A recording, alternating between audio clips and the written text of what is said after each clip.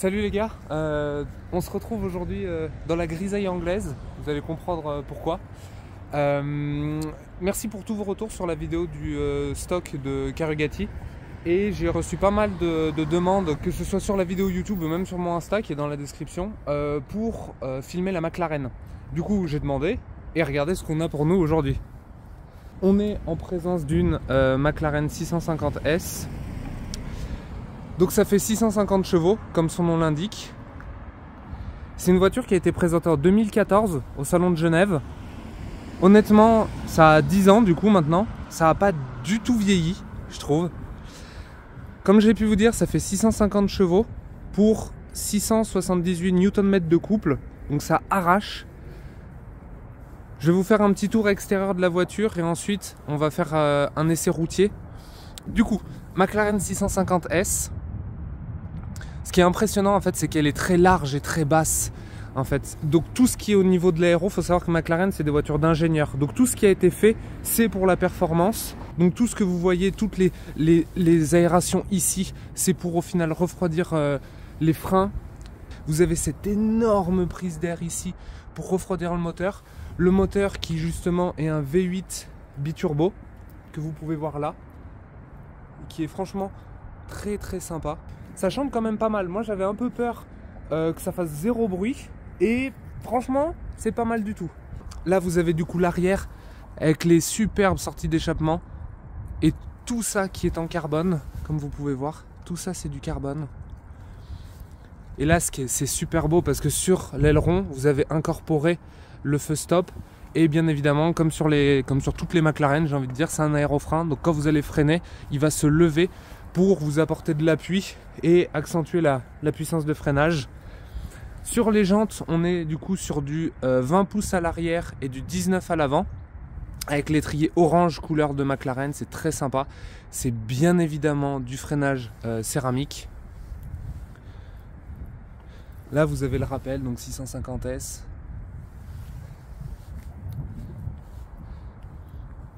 Et elle a vraiment un côté, elle reprend vachement de code esthétique de la P1, notamment sur l'avant, alors que l'arrière c'est quasiment le même, si ce n'est peut-être d'ailleurs le même que sur la MP412C. Et franchement c'est une voiture qui en impose, hein. Il n'y a pas à dire, ça n'a pas vieilli, encore une fois ça a 10 ans comme voiture. Aussi très rigolo sur McLaren, vous avez un seul essuie-glace qui est au milieu et qui est immense du coup. Le seul petit problème, il paraît, sur les 650S, c'est que en fait, ça chauffe énormément au niveau de l'échappement et les McLaren, ça a tendance à pas mal vibrer. Du coup, ce qui fait que ça abîme un petit peu cette zone et ça dérègle un peu les alignements. Donc de temps en temps, il faut le refaire. Mais à part ça, c'est assez solide. C'est une réputation de voiture pas très fiable avec l'électronique notamment. C'est généralement ceux qui ont eu des soucis avec l'électronique des McLaren, soi-disant. C'est souvent des personnes qui ne les branchaient pas la nuit ou alors qui en prenaient pas soin, qui faisaient pas les services. C'est des voitures qui sont assez fiables honnêtement, il faut juste en prendre un petit peu soin. Vous avez une supercar franchement, vous avez une supercar donc il faut en prendre soin comme une Ferrari ou comme une Lamborghini et si vous le faites, ça devrait aller. Les entretiens d'ailleurs, chose à savoir, c'est que les entretiens McLaren ne sont pas si exorbitants que ça en termes de tarifs. Ça ressemble un petit peu à Porsche, c'est un tout petit peu plus cher que Porsche, mais c'est pas délirant les entretiens. Donc il faut pas. C'est une marque vraiment qui est un petit peu sous-cotée et qui est un peu mal aimée, on va dire, parce que tout le monde a peur de McLaren, se disant ah ça va être inconduisible, ça va être ci, ça va être ça. Franchement non, c'est pas si mangeur de votre argent si vous en prenez soin, honnêtement, et que vous les achetez bien, que vous faites attention, qu'il n'y a pas de souci sur la voiture. Et que vous en prenez soin, ça devrait aller. Et derrière, vous avez une voiture de fou parce que à ce prix-là, elle est affichée aux alentours du coup des 130 000 € celle-là. Pour ce prix-là, vous avez une voiture de fou furieux parce qu'il faut vous rappeler un truc, c'est que les McLaren, c'est une monocoque en carbone. Donc monocoque en carbone, c'est-à-dire que toute la baignoire de la voiture est en carbone. Ça permet plusieurs choses. Tout d'abord, ça va vous permettre d'avoir une meilleure rigidité sur la voiture. Donc d'avoir un comportement dynamique plus agréable, mais cette rigidité aussi, forcément, ça va vous permettre d'avoir une plus grande sécurité. Donc bon, bah c'est quand même plutôt agréable. Et surtout, la monocoque carbone, elle va permettre que le poids soit super contenu. Je crois que c'est une voiture à peu près à vide qui fait environ 1400 kg. Donc 1400 kg, c'est le poids de ma Tipper. Sauf que bah, ça fait 650 chevaux et pas 320. Donc c'est un monstre absolu. Sur circuit, ça détruit tout. C'est vraiment une voiture de fou furieux. Puis regardez ce look. On dirait vraiment un vaisseau spatial. Enfin, incroyable. J'adore cette voiture. Et aussi, truc important à noter, c'est que évidemment sur les McLaren, vous avez les portes qui se lèvent comme ça. Alors hop hop hop, on fait le tour. Donc c'est juste un petit bouton, hein. Là vous le voyez, c'est en fait un petit bouton que vous appuyez et ça ouvre la porte. Et regardez, regardez-moi le look que ça a franchement. Non mais sérieusement, pour ce prix là, l'effet waouh, si vous arrivez au restaurant ou quelque chose comme ça, il n'y a pas grand chose sur le marché qui peut égaler. Et ensuite du coup l'intérieur. Du coup cette fameuse monocoque carbone, on en parlait. Donc vous le voyez, c'est toute cette baignoire au final. Donc c'est pas simple à enjamber. Et vous avez des beaux baquets qui sont en Alcantara bien sûr, avec le logo McLaren en haut. Et du coup pour se glisser dedans, il faut faire un peu de gymnastique. Mais après quand vous êtes dedans, et ben on est super bien installé. Là vous avez vraiment la vue que j'ai quand je conduis. Donc vous voyez le volant avec les surpiqûres orange en rappel des étriers et de la couleur McLaren. Vous avez toute la console centrale ici qui est en carbone, finition carbone. Là vous avez du coup pour votre boîte de vitesse, vous avez pour ouvrir le coffre à l'avant, vous avez vos warnings. Et là vous avez un peu la particularité des McLaren. En gros pour choisir vos modes etc, vous devez appuyer sur le bouton active. Ça va en fait activer tout ce panneau de commande. Et ensuite, donc vous avez le mode winter, le launch control, mais on va éviter. Hein.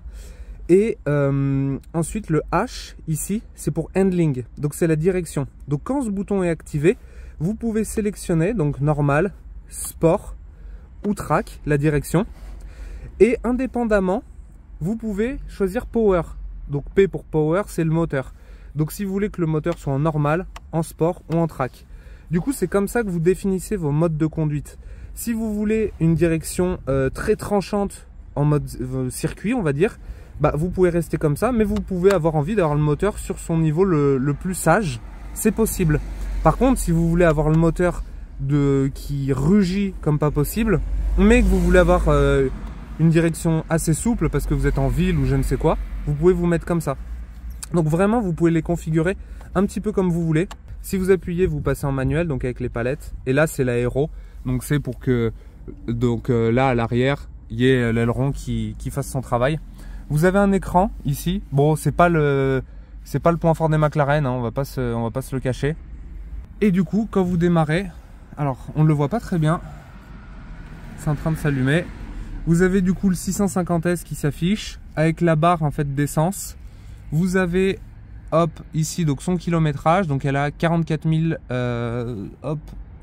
500 km. Et vous avez la batterie, l'heure, enfin c'est vraiment très orienté pour la conduite. Il n'y a pas d'informations superficielles, même vous voyez il n'y a pas énormément de bouches de clim, ce genre de choses.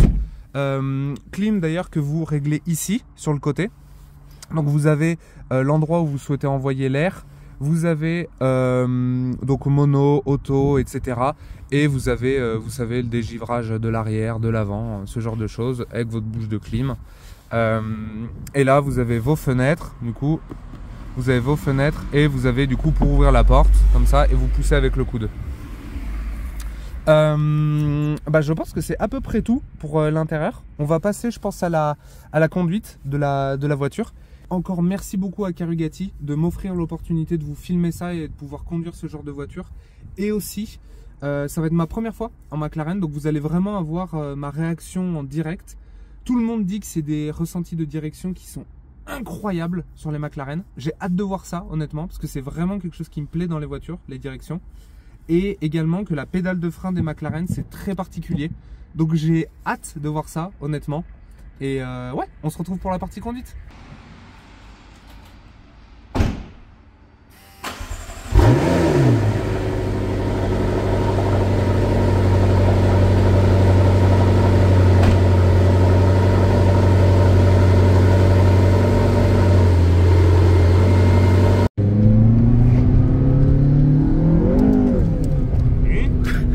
parce qu'on ne les laisse pas toutes seules si on n'est pas dans la voiture. Ah bah oui, tu m'étonnes.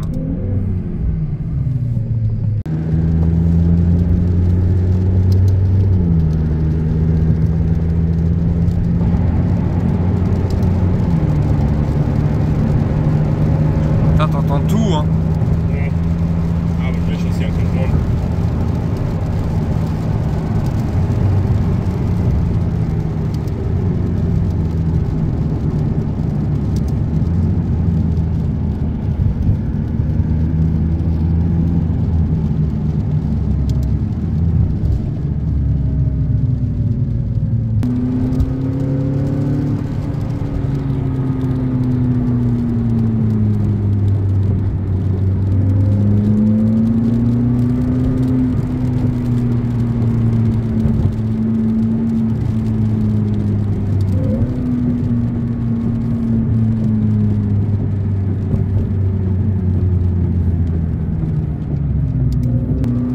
Non, le son est très bien, hein.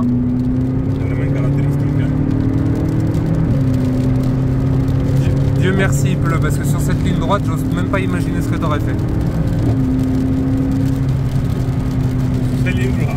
Ouais. Alors on a fait des conneries. Quand on était jaune. Il y a prescription maintenant. Ouais.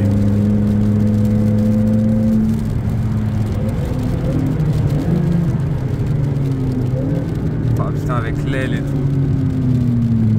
En fait, c'est une voiture, c'est dingue, parce que c'est une voiture où t'as qu'une envie, c'est de la conduire un peu comme si t'étais sur circuit.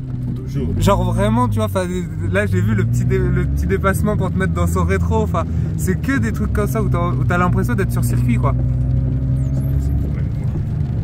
On est toujours sur circuit, mon ami. Hop là.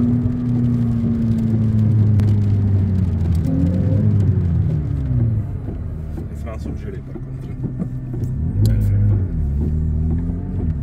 T'as même une caméra de recul.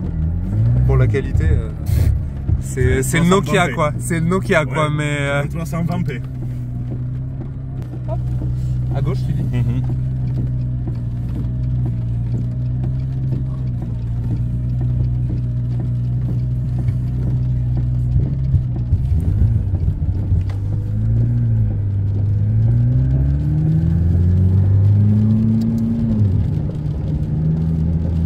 Comme la camionnette.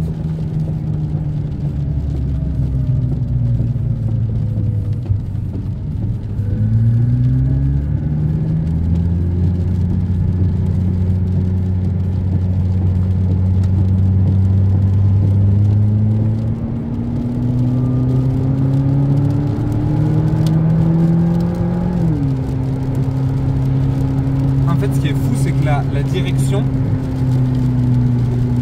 hydraulique de McLaren, tu sens tout, quoi. Genre, si tu la fais à peine bouger, et elle y va, quoi. C'est assez chaud, ouais, du coup, frein. Salut les gars. Du coup, je me suis aperçu que j'avais pas fait d'outro quand j'ai voulu monter la vidéo de la McLaren. Et du coup, en fait, je me disais que ça serait l'opportunité d'en parler aussi un petit peu. Bon, déjà, du coup, l'outro, merci beaucoup d'avoir regardé jusque-là. En fait, si vous voulez, la McLaren, je suis pas du tout content de comment ça s'est passé. Parce que je veux vous faire un contenu de qualité. Et j'estime que là, je vous ai pas fait une super vidéo, très honnêtement.